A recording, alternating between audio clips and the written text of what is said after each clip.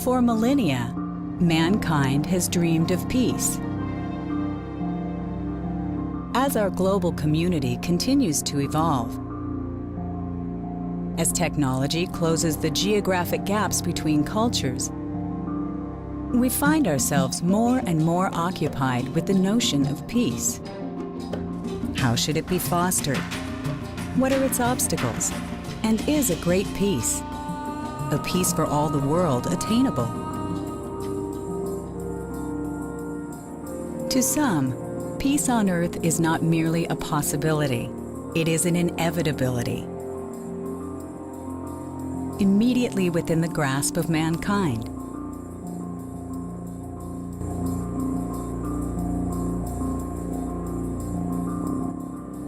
People from all regions of the globe who have united under one banner, the Baha'i Faith. The ultimate goal of the faith, the mission of this religion, is to bring about the unification of mankind, to unite the world as one common species. You don't go to the Baha'i Center one day a week and then that's it, and then you just live the rest of your other life. You know, there's no such thing. Baha'is think about the most great peace every day because this is really the time for unification. Today the teachings are for the entire planet. Because of technology, we can now actually see that occur. We have the possibility of uniting the entire planet under these universal teachings. This is what we're working towards.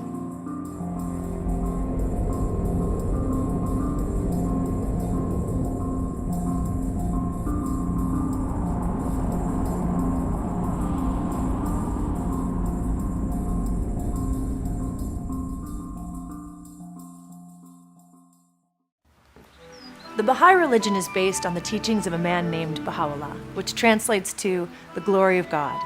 To Baha'is, he's not simply a spiritual leader, but the latest in a series of divine prophets, which include Muhammad, Jesus, Moses, and Buddha. It was in Baghdad in 1863 when Baha'u'llah first identified himself as a direct messenger from God, with a vision for the unification of man. Less than 150 years later, the Baha'i faith has grown into the second most widespread religion in the world. It represents an incredibly diverse cross-section of the globe. But in their brief and sometimes difficult history, we see just how troubled the road to peace can be.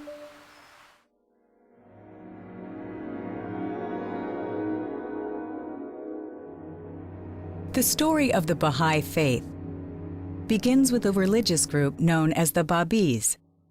The Bobbies developed out of a Shiite Muslim belief in the Bab, or gate, a leader who would signal the impending arrival of the next divine savior. In 1844, a man named Ali Muhammad openly declared himself to be the Bab. Soon, surrounding Muslims were accepting the teachings of the Bab, and they became known as Bobbies. Their growth worried the Muslim leadership in Persia, and they worked to silence the Bab and his followers. The Bab was arrested and placed in a secluded prison to keep him isolated from the population. Despite his incarceration, the Babi population grew to nearly 100,000 in the late 1840s. In his writings, the Bab began to lay a groundwork for the Baha'i faith that was to follow. He said that God communicated to mankind through a series of divine messengers, beginning with Adam and continuing through Abraham, Moses, Buddha, Jesus, and Muhammad. He stated that another messenger, he whom God shall make manifest, would follow after him. In his writings, the Bab also described how this religion would eventually supersede Islam, and this was viewed by the Shah as blasphemy against the Islamic faith. The government attempted to stamp out the Bobbies, and thousands of them were killed by the Persian army and fanatical mobs. In 1850, the Bab was executed by the Shah. Their hope was that the Baha'i movement would collapse without him.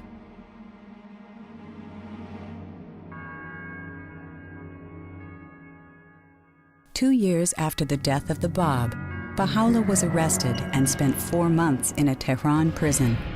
He was a member of a wealthy Persian family and a leader of the Baha'i faith. His own writings vividly describe the experience of his imprisonment. During the days I lay in the prison of Tehran, though the galling weight of the chains and the stench-filled air allowed me but little sleep, still in those infrequent moments of slumber, I felt as if something flowed from the crown of my head over my breast, even as a mighty torrent that precipitated itself upon the earth from the summit of a lofty mountain. Every limb of my body would, as a result, be set afire. At such moments, my tongue recited what no man could bear to hear. After his release, Baha'u'llah was exiled to Baghdad. There, in 1863, he declared openly that he was next in the line of divine messengers, fulfilling the role set forth by the Bab. In 1868, Baha'u'llah was exiled once again and forced to live in Akka, a remote outpost of the Ottoman Empire, part of modern-day Israel. He lived there for the remainder of his life, writing the texts that would come to define the Baha'i faith. During that time, Baha'u'llah also wrote a series of letters to the leaders of the world. In them, he announced the coming of a new era for mankind. He urged the creation of an international tribunal to act as a moderator between the different nations of the world. He also encouraged systems for unifying the nations of the world, including an international auxiliary language, compulsory education, and a decrease in military expenditures. Baha'u'llah continued to write until the end of his life. He revealed over 100 volumes, which comprise the basic scriptures of the Baha'i faith. On May 29, 1892, Baha'u'llah passed away. The resting place for his body is considered by Baha'is to be the most sacred place on earth. At the time of his writings, the scope of Baha'u'llah's thinking was revolutionary. His vision for a unified world foreshadowed the coming institutions of the next century, with first the League of Nations and then later the UN. And for Baha'is, the unity of mankind is not merely something to be hoped for, it's God's ultimate plan for humanity.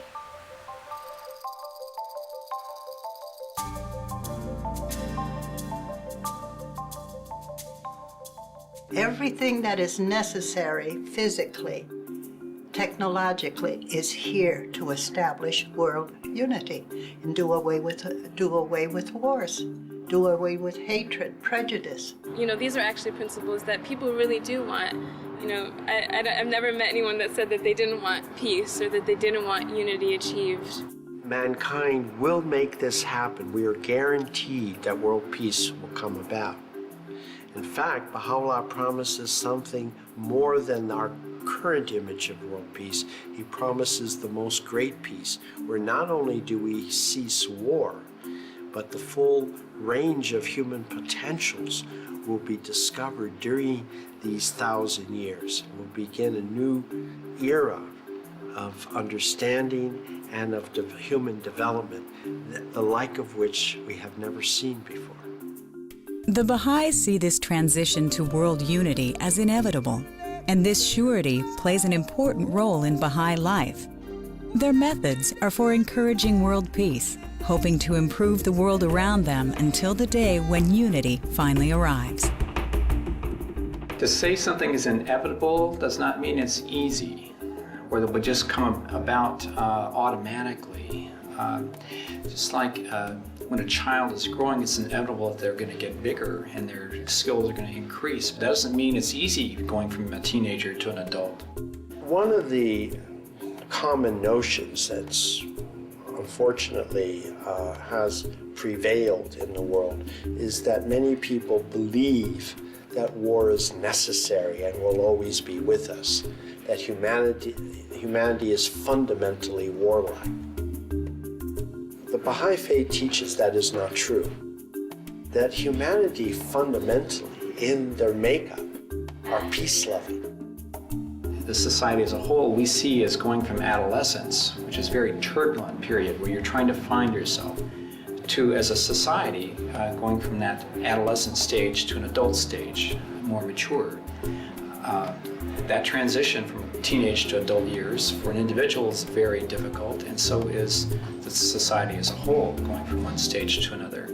But it's still inevitable, provided you survive it, that a teenager will become an adult. Of course, the world today is still full of strife and conflict. Racial and religious tensions still persist, and the vast separation between rich and poor remains an isolating factor in every part of the globe. So the question has to be, what is the alternative? Is there a better way for human beings to interrelate? Or will the next century be as full of conflict as the last? We live in a fundamentally divided society. The Baha'is believe that world unity will be achieved through a breaking down of those divisions on every possible level. To encourage this, Baha'is practice the teachings of unity given to them by Baha'u'llah. These teachings are often boiled down to 12 principles, which guide every Baha'i in their work. Oneness of God, oneness of mankind, oneness of religion, the individual search for truth, religion as the basis for unity, the essential harmony of science and religion, equality of men and women, elimination of the extremes of wealth and poverty, a universal compulsory education, a spiritual solution to economic problems, a universal auxiliary language, and a world peace upheld by a world government. Of course, no one could possibly tackle all of these issues in one lifetime. These are principles and a set of goals with which Baha'is focus themselves and their actions.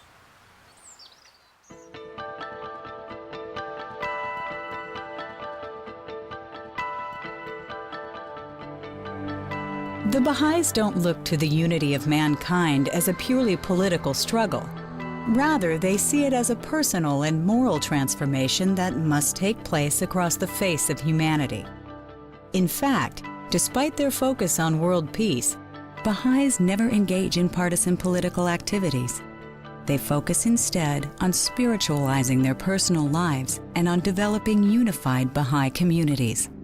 What we see today in the political scene worldwide, and especially in the United States, is a highly polarized population around politics. This shows that the purpose of government and politics, which is to mobilize human resources, has been forgotten, and contention has become the mainstream. The mission of the faith is the unification of mankind. We see partisan politics as very divisive. So we are actually forbidden as Baha'is to run for partisan office or to participate in partisan politics. Baha'u'llah has brought a way in which decisions can be arrived that benefit all people, not just a certain segment, while others have to suffer. In their message of peace, they call the Baha'i community a single social organism representative of the diversity of the human family. It is offered to the world as a model for study, an example of how individuals from around the globe can come together in peaceful coexistence.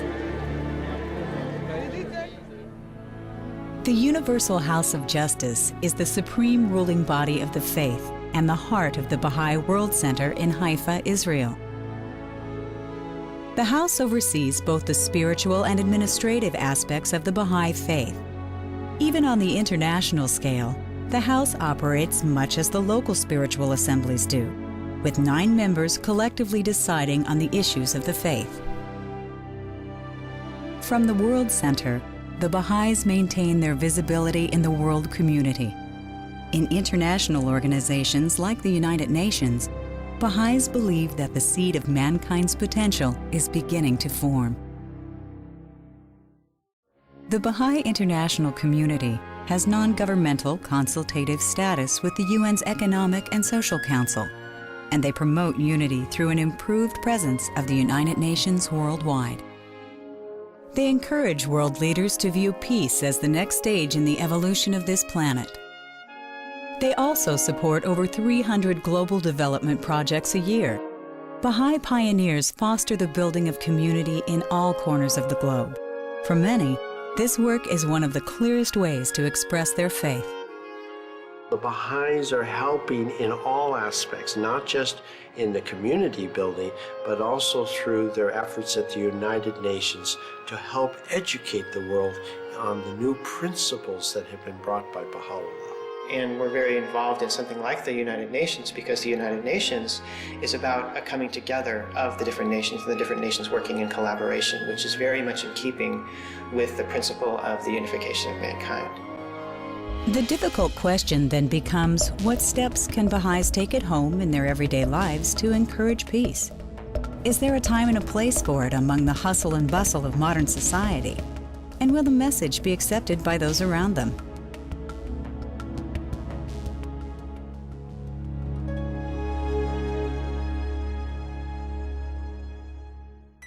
In October of 1985, the Universal House of Justice, the governing body of the Baha'i faith, sent a message of peace to all the people of the world. Much like the letters of Baha'u'llah, this message was personally sent to international leaders in hopes of fostering unity among the nations. The great peace towards which people of goodwill throughout the centuries have inclined their hearts, of which seers and poets for countless generations have expressed their vision, and for which from age to age the sacred scriptures of mankind have constantly held the promise, is now at long last within the reach of the nations.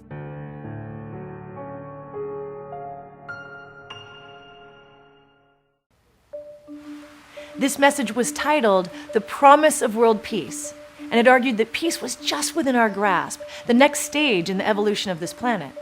But it warned that no serious attempt to achieve world peace can ignore religion. They believe that world order can be founded only on a spiritual belief in the oneness of humanity. Baha'u'llah called this belief the first fundamental prerequisite for the reorganization of the world as one country, the home of humankind. The promise of world peace expands on Baha'u'llah's vision, calling for no less than the reconstruction and the demilitarization of the whole civilized world. A world organically unified in all the essential aspects of its life, its political machinery, its spiritual aspiration, its trade and finance, its script and language, and yet infinite in the diversity of the national characteristics of its federated units. This is a far-reaching vision for the future of mankind, but the message of reconstruction is profound. If old institutions and ways of thought have become ineffective, then the time has come to move past them and allow our society to evolve. The promise of peace argues that these institutions are designed to help mankind, and we should not allow humanity to be crucified for the preservation of the integrity of any particular law or doctrine. This evolution will come through exploring and dismantling the root causes of strife and disharmony, rather than pressing Band-Aids to 1,000 open wounds around the globe. In the Promise of Peace statement, the Universal House of Justice writes that banning particular weapons will not remove the root causes of war. Neither can the massive dislocation in the affairs of humanity be resolved through the settlement of specific conflicts. A genuine universal framework must be adopted. The issues of peace must be raised to the level of principle. For peace stems from an inner state supported by spiritual and moral attitude, in which the possibility of enduring solutions can be found. Baha'is believe that we are all carrying forward an ever-advancing civilization, and that mankind has within it the capacity for continual growth. And by challenging the notion that mankind is naturally prone to conflict, we open up the possibilities for a unified future, once the framework for our institutions allow for it. The Baha'is have a vision for the pragmatic fulfillment of world peace in the form of a universal world government. This government consists of an executive power with the means to enforce international law, a world parliament representative of all nations, and a supreme tribunal with binding judgments. The ultimate directive of this government would be the establishment of peace among all the peoples of the world.